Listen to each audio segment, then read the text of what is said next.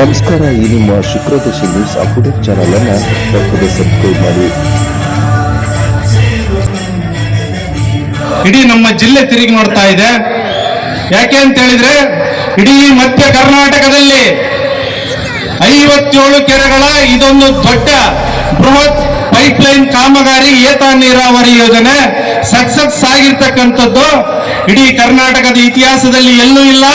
ಜಗಳೂರಲ್ಲಿ ಮಾತ್ರ ಇದು ಸಕ್ಸಸ್ ಆಗಿದೆ ಅಂತ ಹೇಳ್ಬಿಟ್ಟು ಹೇಳಲಿಕ್ಕೆ ಬಯಸ್ತಾ ಇದ್ದೇನೆ. ಇವತ್ತು ಎಲ್ಲ ರೈತರು ನೆಮ್ಮದಿಯಿಂದ ಬದುಕ್ತಾ ಇದ್ದಾರೆ. ಕೃಷಿಯನ್ನ ತಮ್ಮ ಭವಿಷ್ಯದ ಉದ್ಯೋಗವನ್ನಾಗಿ ಮಾಡಿಕೊಂಡು ಒಂದು ಸುಧಾರಿತ ಜೀವನವನ್ನ ನಾವು ಬದುಕ್ತೇವೆ ಅಂತಕ್ಕಂತಹ ಒಂದು ಭರವಸೆ ಇವತ್ತು ರೈತರಲ್ಲಿ ಮನೆ ಮಾಡಿದೆ ಅಂತ ಹೇಳ್ಬಿಟ್ಟು ಹೇಳ್ತಾ ಇದ್ದೇನೆ. ಅಷ್ಟೇ ಅಲ್ಲ, ಶಾಸಕರು ನಮ್ಮ ಒಂದು ತಾಲೂಕಿನ ಇಂಚಿಂಚು ಮಾಹಿತಿಗಳು ಕೂಡ ಅವರಿಗೆ ಗೊತ್ತಿರ್ತಕ್ಕಂಥದ್ದು. ಯಾಕೆ ಅಂತ ಹೇಳಿದ್ರೆ ಅವರು ಈ ಮಣ್ಣಿನ ಮಗ. ಯಾಕೆ ಅಂತ ಹೇಳಿದ್ರೆ ಇವತ್ತು ನಮ್ಮ ಜಗಳೂರು ಬಹುತ್ವದ ನಾಡು.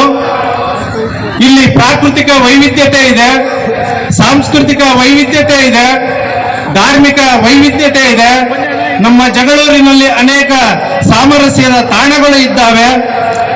ಅವೆಲ್ಲವುಗಳ ಮೇಲೆ ಬೆಳಕು ಚೆಲ್ತಕ್ಕಂತ ಒಂದು ಕೆಲಸವನ್ನ ಮಾನ್ಯ ಶಾಸಕರು ಮಾಡಿರ್ತಕ್ಕಂಥದ್ದನ್ನ ನೀವು LED ಪರದೆಯಲ್ಲಿ ಎಲ್ಲ ನೋಡಿದ್ದೀರಿ. ಇದೇ ಅವರ ಒಂದು ಸಾಂಸ್ಕೃತಿಕ ಬಹುತ್ವ, ಅವರ ವ್ಯಕ್ತಿತ್ವ ಹೆಂಗಿದೆ ಅಂತ ಹೇಳ್ಬಿಟ್ಟು ನೀವೆಲ್ಲರೂ ಕೂಡ ಗಮನಿಸಬಹುದಾಗಿದೆ.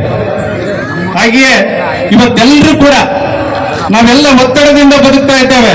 ನಮ್ಮೆಲ್ಲರಿಗೂ ಕೂಡ ಸಂಗೀತ ಸಾಹಿತ್ಯ ತುಂಬಾ ಅನಿವಾರ್ಯ. ನಿನ್ನೆ ಮೊನ್ನೆ ಮಕ್ಕಳ ಕಾರ್ಯಕ್ರಮ ಮತ್ತು ಗಂಗಾವತಿ ಪ್ರಾಣೇಶ್ ಅವರ ಕಾರ್ಯಕ್ರಮ ಶಾಂತರಾಗಿ ಕೋರೋದಕ್ಕೆ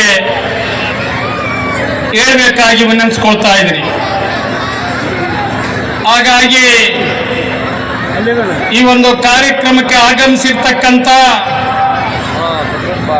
ಎಲ್ಲ ಈ ಕ್ಷೇತ್ರದ ತಂದೆ ತಾಯಿಗಳೇ, ಅಕ್ಕ ತಂಗಿಯರೇ, ಅಣ್ಣ ತಮ್ಮಂದಿರೇ, ಶಾಲಾ ವಿದ್ಯಾರ್ಥಿನಿಯರೇ, ಮಾಧ್ಯಮ ಮಿತ್ರರೇ, ಪೊಲೀಸ್ ಇಲಾಖೆಯವರೇ, ಈ ಒಂದು ಕಾರ್ಯಕ್ರಮವನ್ನ ನೋಡಿ ಕಣ್ತುಂಬಿಸ್ಕೊಳ್ಳಕ್ಕೆ ಬಂದಿರತಕ್ಕಂಥ ಎಲ್ಲ ಸುತ್ತಮುತ್ತಲ ಹಳ್ಳಿಯ ನಾಗರಿಕ ಬಂಧುಗಳೇ, ಈ ದಿನ ಈಗಾಗಲೇ ಜಗಳೂರು ಜಲೋತ್ಸವವನ್ನ ನೀವು ನೋಡಿ ಕಣ್ತುಂಬಿಕೊಂಡಿದ್ರಿ. ಇಲ್ಲಿ ಜಲೋತ್ಸವ ಕಾರ್ಯಕ್ರಮವನ್ನ ಪ್ರದರ್ಶನ ಮಾಡುವಂತ ಸಂದರ್ಭದಲ್ಲಿ ಅರ ಮುನಿದರೆ ಗುರು ಕಾಯುವ ಅನ್ನಂತ ಒಂದು ವಾಕ್ಯವನ್ನ ಪ್ರದರ್ಶನ ಮಾಡಿದ್ರು. ನಮ್ಮ ಡಾಕ್ಟರ್ ಪಲ್ಲಕ್ಕಿ ಅವರ ನೇತೃತ್ವದಲ್ಲಿ ನಡೆದಂತ ಒಂದು ಸಾಕ್ಷ್ಯಚಿತ್ರದಲ್ಲಿ ಅರ ಮುನಿದರೆ ಗುರು ಕಾಯುವ, ಇದರ ಮಾತಿನ ಅರ್ಥವನ್ನು ನೀವು ತಿಳ್ಕೋಬೇಕಾಗ್ತದೆ. ಒಬ್ಬ ರೈತ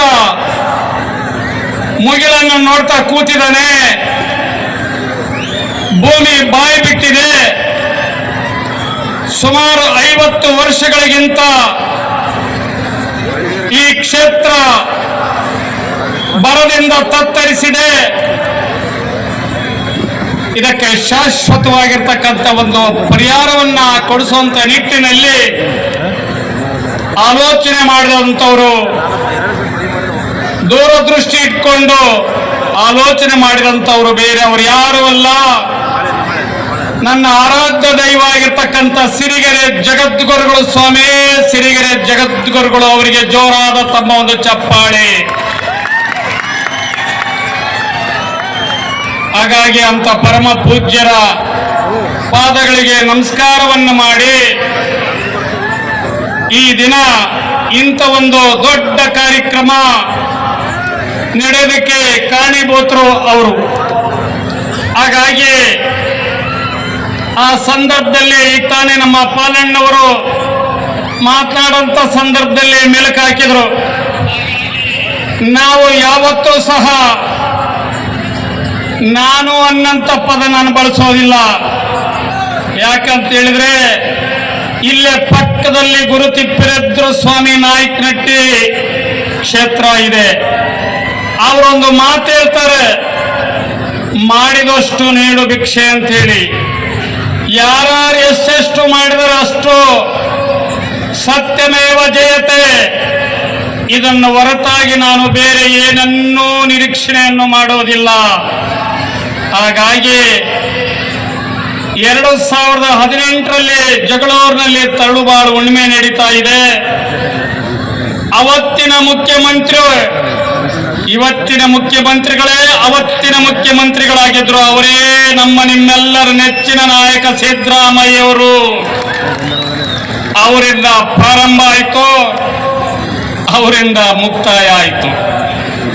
ಆದ್ರೆ ಅವರು ಮಧ್ಯದಲ್ಲಿ ಬರ್ತಕ್ಕಂಥವರನ್ನು ನಾನು ಮರೆಯೋದಿಲ್ಲ, ಅವರನ್ನೂ ಜ್ಞಾಪಕ ಮಾಡ್ಕೊಳ್ತೀನಿ. ಅದಕ್ಕೇನೆ ಸಿದ್ದರಾಮಯ್ಯನವರು, ಯಡಿಯೂರಪ್ಪನವರು, ಕುಮಾರಸ್ವಾಮಿಯವರು ಮತ್ತೆ ಸಿದ್ದರಾಮಯ್ಯನವರು, ಇವರು 4 ಮುಖ್ಯಮಂತ್ರಿಗಳು.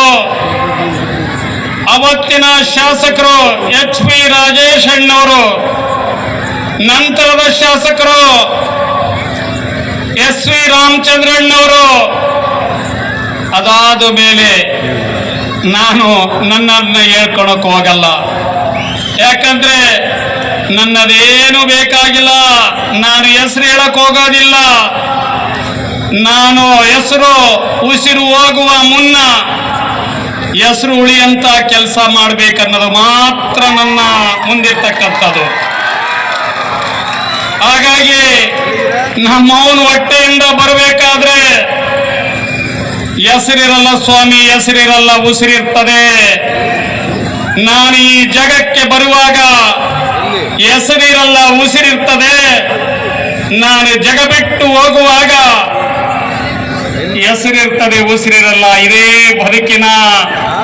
ಬದುಕಿನ ಗುಟ್ಟು ಸ್ವಾಮಿ, ಇದು ಬದುಕಿನ ಗುಟ್ಟು. ಹಾಗಾಗಿ ಈ ಕಾರ್ಯಕ್ರಮಕ್ಕೆ ಯಾರು ಎಷ್ಟೆಷ್ಟು ಮಾಡಿದಾರೋ ಅವ್ರಿಗೆಲ್ಲರಿಗೂ ಸಿಗಲಿ ಅಂತ ಹೇಳಕ್ಕೆ ಬಯಸಿ, ನನಗೆ ಒಂದು ಸಿನಿಮಾದ ಹಾಡು ನೆನಪಾಗ್ತದೆ.